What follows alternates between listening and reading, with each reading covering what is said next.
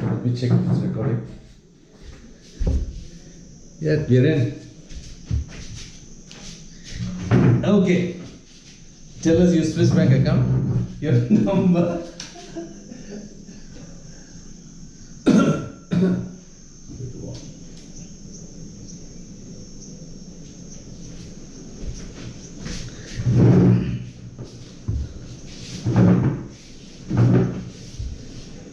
Ready, Bapu? I'm ready. Okay. But I don't know whether, whatever questions you ask, whether I will be knowing it or not. Really? Yes. Okay, the first question is,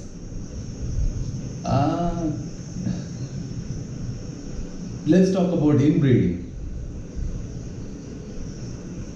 In inbreeding, there is something called close breeding and line breeding, isn't it? Line breeding, as far as I know, there is line breeding and cross breeding. Cross breeding. Cross breeding. But there is something called close breeding. I thought you would know more about it. No, I don't know. Okay. So line breeding, you told me there are 4 or 5 lines in your herd. We have about 6 lines. 6 lines. So how do you keep, what are the lines of your cows? How do I keep? No, what are the lines like? We have Pushpa, Okay. we have Bagli, Okay. we have Reddy. Okay. Reddy. Reddy. How did you get Reddy in the Well, Reddy in South India is different, but Reddy in Kathiawar means a female antelope. Oh. Okay. So tell us about the other lines. Reddy, and then what's the next? Then there is Rupan,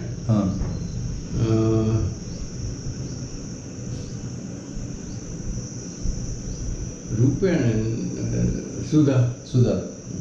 So these lines, so they always stay separate. The only No, they don't always stay separate. Okay. Because we don't have all that facility here. Secondly, I'm not all that good to manage them different. But we use one bull in all this line, and then again after 3 years we use another bull.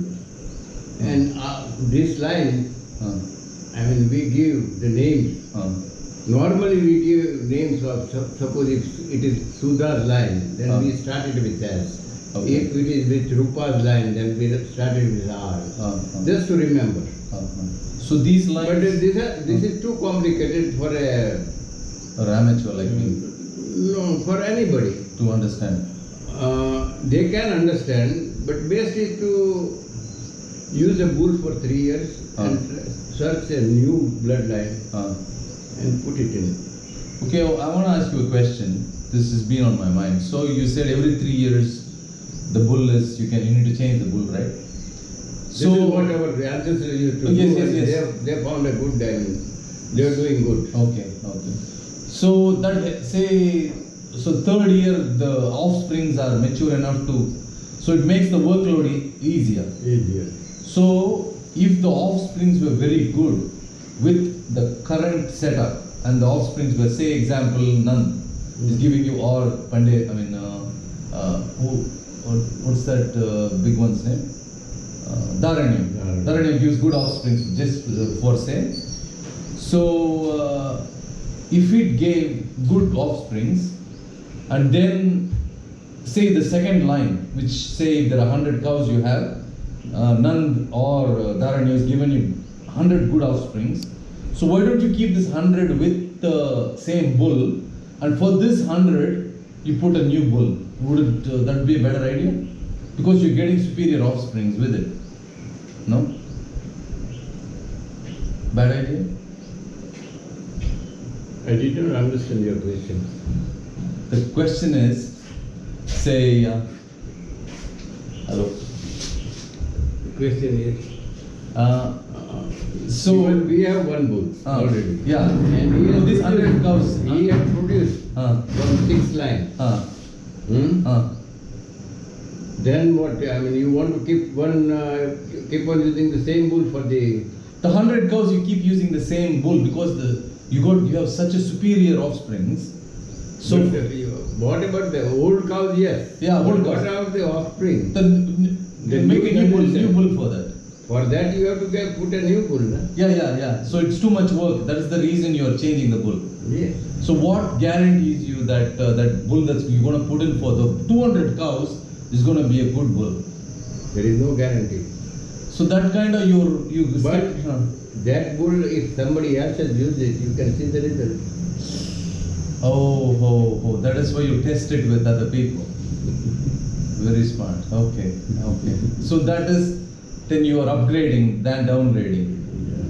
Okay. That makes sense. So they say with inbreeding, you can use your own bulls after 4 to 6 generations. Do you agree with that? I don't agree with that. No. Once the bull is used, forget about it. Not just the bull, I mean your own bloodline I'm talking about. Bloodline, yes. After 4 to 6 generations. Yeah, you can. But once you have used the bull, people what do they want semen of old bulls, old.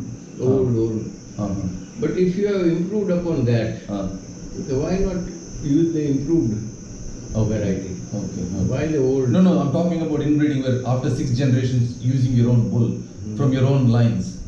I think better not use it. Yeah? You never done that till this day? I have done it. Okay. I have done it. Okay. But I won't recommend. Because too many deficiencies creep in. Yeah. What about, have you heard of something called pure breeding and line crossing and out crossing and grading up? You have heard of any of these terms? Never heard of it. Outbreeding? Never heard of it. So, can you explain, I think I was speaking to you the other day, you mentioned that with your offsprings, whatever they produce, you give out. It only, when you get it back, the blood that comes back into your herd is only 10%. How does that work? Can you explain that a little? They go out. Yeah. And if the other breeders, if they are having good herd, they will they will improve the animals there. And if there are some animals which are worth using, they select a bull from that and use it in our, because we have very little options here. Okay. So you give it to the various breeders and you can use from them. And there is little bit of inbreeding, but very little. Very little. Okay, here we go. Once you bought in the new bloodline cow or a bull, how do you check if the cow or the bull you bought in is going to give you good offsprings that you already checked previously there? Yes, because it has not come from the sky. Okay. You are going to buy it or you are going to get it from some other breeder. So you see his animals and what he has produced. Have you ever used Mendel law of genetics? Have you ever applied? I have tried. You have tried? For me, Mendel is too good for me. I have tried. Okay. So it was too complicated for you to... Not too complicated, but because too hard. Certain things, yes. But genes for milk, and it automatically passes. But you don't know that whether these genes are stronger or that genes are stronger. What color? Color is, yes, you know. Their height and length and everything, that you know. But there are many other factors which you can't. Not even the best of them. Even Mendel will find it difficult. One more, while we are at it. See, now the demand for carvery is such a craze all around India, but somehow you seem to have kept up with the market. Like, you're so far ahead of the game, even though most of the calves I see now are carvery. So how do you get a carvery calf? We had Kabri. Actually, I was the person who was having, only I was the person in whole of India who was having Kabri. And nobody was buying my cows. Because they were Kabri. They were Kabri. They were told that the ghee doesn't have this color. No, the trend is reversed. Now the trend is reversed. They don't want red. Gori. The red is called Gori in our language. Now people don't want Gori, they want Kabri. Why? Because Pradip Singh has done something with the Kabri, and Kabri features the muzzle, the horns, the head, the body line. We have improved in Kabri. So people like Kabri. It has, color has nothing to do with this. So tell me, can you explain a little bit? If there are hoof problems in a herd, how do you fix that? Remove the cause. Okay, so the future bull you select has to have good hooves, that's it? And now, not the future bull, but you see the parents of the future bull be both the sides. Okay. Not only bull, but the parents and everything. Okay. And then you use that, and then you see the result. If it is giving better result, yes. So I saw Dharanya was giving